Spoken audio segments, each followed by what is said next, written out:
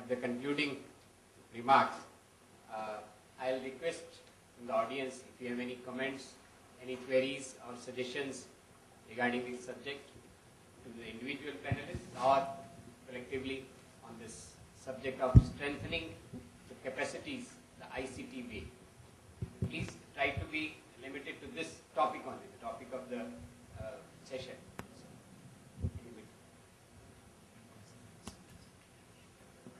Respected sirs and madam, whatever you have presented here, the hard copies will serve us something actually to refer in the future. But it is so fast that we could not note down the things. They are very useful things. You can get it from the organizer. That's what I'm saying. So good of you.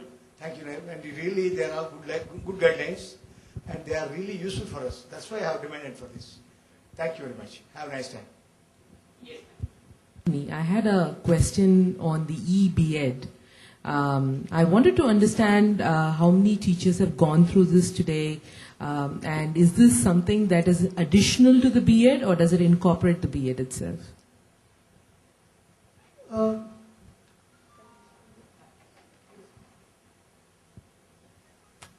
Currently, the program has been launched on a pilot basis. So we are just going through it, what you can say. It's basically a feedback mechanism what we have built.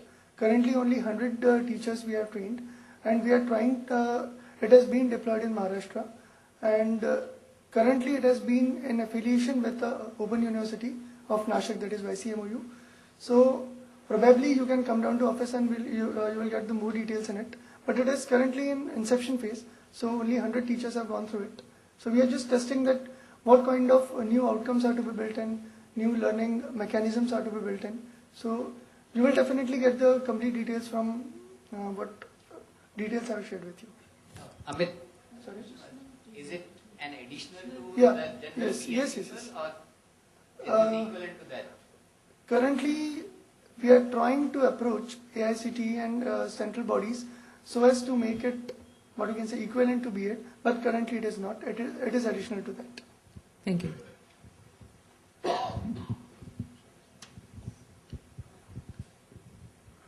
Good afternoon, everybody. I am Jaganmohan Reddy, representing Spurti Engineering College. I am academic director there. Just now, so many panelists said so many things. The first panel talked about the engineering colleges are not accepting this ICT technology. Another thing is mentioned is the JNTU got only 10%. It's not 10%, 30% on average. I don't want to send a wrong message to everybody who was presenting here that JNTU got only 10% result. And another thing is, result is not the only one criteria. Just because the university got less means result, it doesn't mean that the quality for education is means it's not good. Because they made the valuation system strict this time. That is the reason the results are less. Earlier was the valuation system is very liberal. That's why we used to get more result. That doesn't mean that now quality of education has come down. That's I want to inform the everybody regarding that. I think is the reason for not accepting this ICT in engineering college, just it's not that we are not interested, faculty is not interested. The major reason is all the regulated bodies like university or ESCT, they are more concerned about how much built up area we have, how many number of teachers we have. They are concentrating only on the number of teachers. That is means, do the colleges 1:15 or not? That colleges for every student 11.7 square meters built up area is available or not. That's they are worried. If we don't follow that, they will reducing our seats. Means that is the reason. First, we have to survive ourselves. That's why we concentrate more on those areas. Our concentration will be whatever our funds, we will spend more on those areas only, not on this ICT. That is the one reason colleges are not interested. When the regulated bodies are interested that how many academic results you have, how many placements you have, instead of these areas, otherwise we would have to explore new things like technology, all those things, to get the more quality. We would have diverted our funds on these areas. That is the one reason there is not. But in fact, we are very much interested of this IC technology. Another problem is lack of awareness. Just now, my madam is telling that Anna University, they are following so many things, and 49 other engineering colleges are accessing those things. if the technology is available freely, if they are properly available, the quality of web content means whenever a person comes to us from the private company with his product, we will see them as only salesman. He's trying to sell his product, we are not trust them. Obviously, we don't know how much quality it is, whether it is rightly going to benefit my student or not. That is a problem. When the properly awareness is there, especially Mr. Rajiv is telling the word, the policy makers, means administrator, like university or other regulated bodies, if they are make aware of it, means they know it very well, if they are really interested, if they insist the colleges, the things will become easy so that whatever your ideas, it can reach to the students. I feel that is that I would like to suggest. Thank you very much. Just a minute, you respond. My apologies because my information source for results was a newspaper, so the facts are different.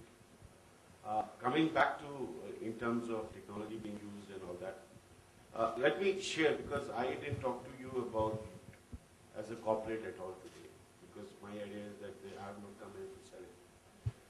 I'm an employer too, and I have been a practitioner, and I would put it like this: practitioner in terms of running multi-million-dollar businesses. Today we are talking about quality of engineering colleges and admissions.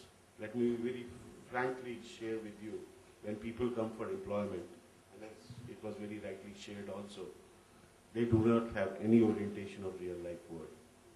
So whether you accept it or you don't accept it, the fact of the matter remains that today's engineering colleges are not preparing students for real life work, number one.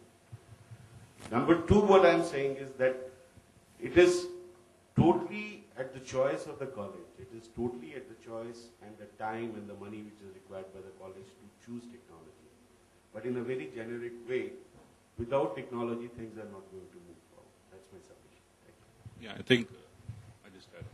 I think the answer lied in his statement itself, saying that if technology can provide it, they'd be glad to adopt it.